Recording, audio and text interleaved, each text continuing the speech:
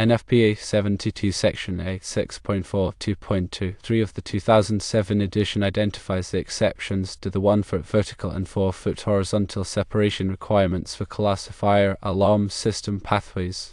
Firstly, pathways that are installed in a dedicated fire alarm riser or shaft are exempt. Secondly, pathways that are installed in a separate compartment that is not used for other purposes are exempt. Thirdly, pathways that are installed in cable trays or raceways that are dedicated to fire alarm systems are exempt. Fourthly, pathways that are installed in cable trays or raceways that are used for multiple purposes, provided that the fire alarm cables are separated from other cables by a physical barrier, are exempt. Fifthly, pathways that are installed in a ceiling or above a drop ceiling, provided that the pathways are protected from physical damage, are exempt. Sixthly, pathways that are installed in a floor, provided that the pathways are protected from physical damage, are exempt. Seventhly, pathways that are installed in a wall, provided that the pathways are protected from physical damage and from exposure to corrosive substances, are exempt.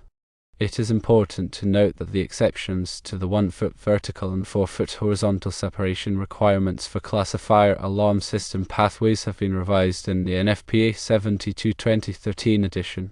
NFPA 72 Section 8 6.4.2.2 of the 2013 edition identifies the exceptions to the 1-foot vertical and 4-foot horizontal separation requirements for classifier alarm system pathways. Firstly, pathways that are installed in a dedicated fire alarm riser or shaft are exempt. Secondly, pathways that are installed in a compartment that is separated from other compartments by fire-rated barriers are exempt.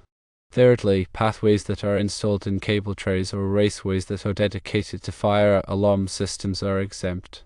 Fourthly, pathways that are installed in cable trays or raceways that are used for multiple purposes, provided that the fire alarm cables are separated from other cables by a physical barrier, are exempt.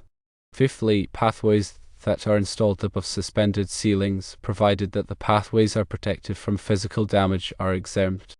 Sixthly, pathways that are installed below raised floors, provided that the pathways are protected from physical damage, are exempt. Seventhly, pathways that are installed within walls or partitions, provided that the pathways are protected from physical damage and from exposure to corrosive substances, are exempt.